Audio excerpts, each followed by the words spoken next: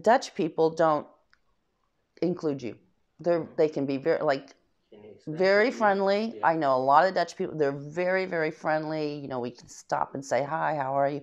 But you'll never break their circles, and they'll never venture into hang out with you. Susan came all the way from the US around 7 years ago to live in Amsterdam, and now she tells us a bit how she experienced the Dutch culture. Let's hear what she has to say about it. So how would you describe the Dutch or the Amsterdam culture? Well, for me, I'll start with the positive. Mm-hmm. I know all my little shopkeepers, and I can stop in and we chat, and some of them will take my packages if I'm gone, and I love that aspect of my neighborhood. I don't know if it's Amsterdam or my neighborhood. Mm-hmm. My neighborhood, as you've seen, is very close. It's old. So I love that. The negative is Dutch people don't include you. They can be very friendly. Yeah. I know a lot of Dutch people. They're very, very friendly. We can stop and say hi, how are you?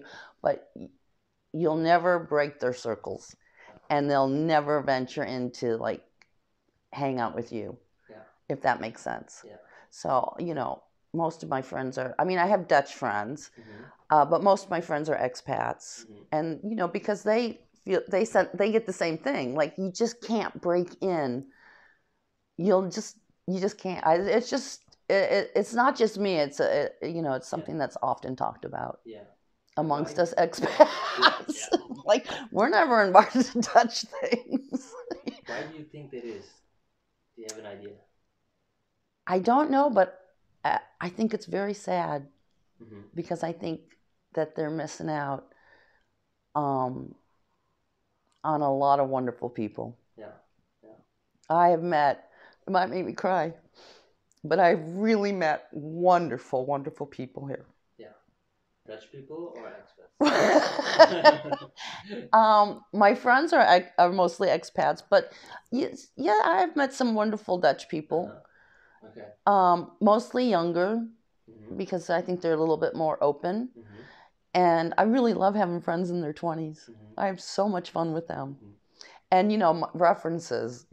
I always forget they're Dutch and they're young, because I'll throw out movies and they look at me, and then I have to show them or play a song for them or something. But I just think they're missing out on a lot of really fun people and really interesting lives, and that's exciting about. Yeah, you said they more so stick to their own circles. They stick to their own circles. Yeah.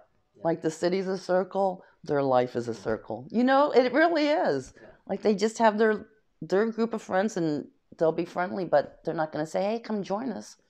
Yeah. Or do you want to go? They're just not going to do it.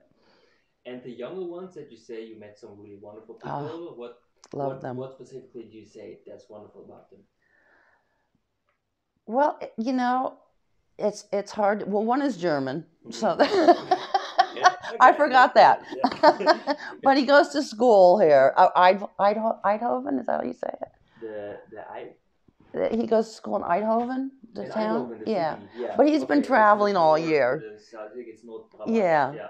But he's been traveling all year, so we've only been able to text. Yeah. But he'll be back soon. And then I have two friends that they were in college when I met him at the Louvre. He was handing out pamphlets, and it was just something. He was just funny, and we just hit it off and played, and then we just became really good friends. And then I met his friend Mary, but they live in Utrecht. But I go see them. They come see me, but they're about the only, and they're young, and they're about the only ones Dutch that I hang with, because nobody else wants to. Which, again, they're lost because they're missing out. They don't have to like me personally. I'm just saying in general that they don't venture out and meet, and make friends with people from other places. They're friendly, but they don't actually, It's very interesting that you mentioned, because if you ask Dutch people themselves, they often describe themselves as open towards other people. Well, they may be open, but they're not going to invite you anywhere. I mean, they may be open to you being here or your existence or whatever, but in general, and you know, I'm only speaking for me and my experience and kind of my friends' experience, because we have had been many long talks over these things. Is that they, you know, you just don't really, they just don't really want to stay connected. Maybe I can't think of a better term. Okay, so you can have a casual conversation on the street, but nothing more than this. Yeah, and you know, like I think I don't know. It's very, yeah, it's different. It's, you'd have to experience it to really understand it, because it's just a little nuance. You just know it after a while, that you know, this is the way it is. And then as you talk to other people, you realize it's not me. Because at first when you move here, you kind of get your feelings hurt. Yeah. Do you know what I mean? Like, they set up a TV out there with chairs, and I'd been here like 2 years or 3 years when the Women's World Cup, and it was America versus the Netherlands. And I walked down and said hi. Nobody invited me to stay with them. Nobody said, oh, come watch it with us. Yeah. The whole neighborhood. There must have been 20 people down there with chairs, like a little movie. Yeah. Nobody. So I sat up here and watched it, and we won. And they did laugh. They did. But I thought, I wouldn't have stayed, because it would hurt my ears to have them talking Dutch. I wouldn't be able to follow the game. You know, I needed it. But nobody said, why don't you join us? Or I wouldn't, it happens all the time with stuff. Yeah. They're very friendly, and if you stop and say hi, but they'll never say, oh, have a drink, or would you like to join us? Or never. No. Okay. And I couldn't be more opposite. I invite urchins off, you know?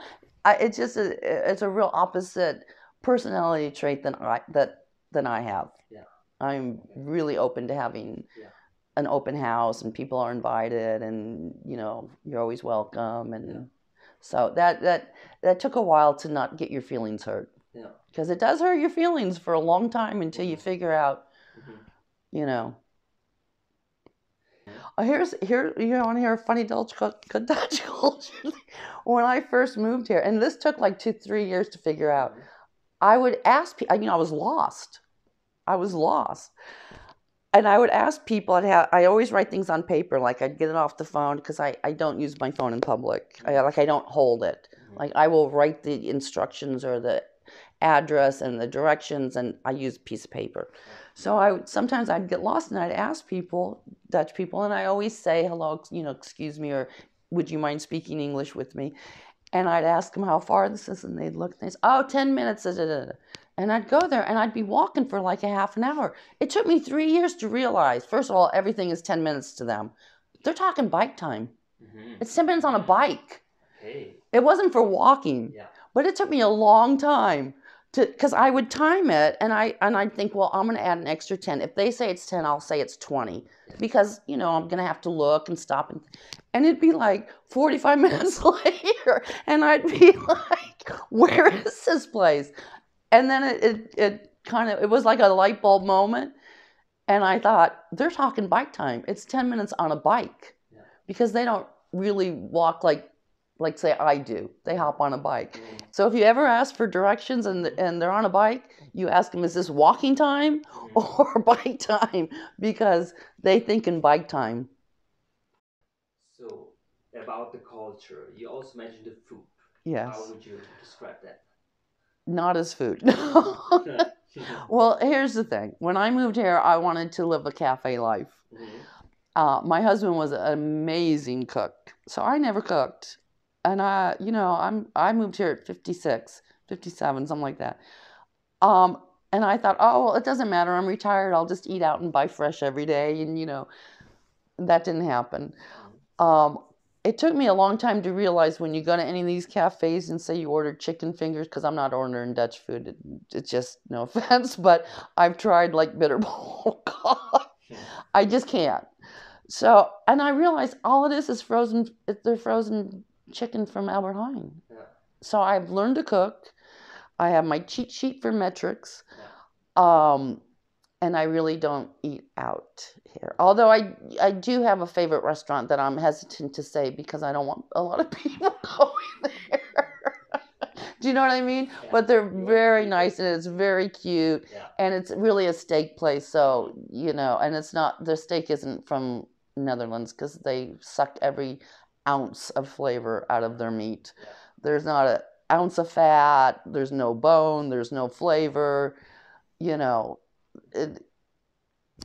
so I don't eat their meat. I go to Macro and buy meat from America or Argentina because if you're going to eat a steak, it may as well have flavor. So I would, for me, I just pass on the Dutch cuisine. Yeah. How is the Dutch cuisine? What do they eat? It's mashed potatoes mushed with carrots and peas and fried. I don't know that bitterball, and I don't get it all. Oh. I've tried it twice, and you bite in it, it's just like this gray, mushy stuff, Yeah. and you don't really know if there's a flavor. It's just not for me. Yeah. That's a personal thing, and I know they love their bitterball, and it's kind of like our apple pie, and their apple pie, I make better apple pie. But I know it's like their national love of dish, so okay, to each his own. Mm-hmm. But and then mayonnaise with everything, and I just find mayonnaise. But that's a personal thing again. And then they squeeze it out of a tube, which even more gives me the creeps when you hate mayonnaise. But if you love mayonnaise and fried cheese and fried gravy, this is your city. This is your city to be in. If you want to hear more from Susan, then please subscribe to this channel. Soon you will also hear how other people experience the Dutch culture. And as always, I appreciate a thumbs up and your opinion in the comments section. And I hope to see you in the next video.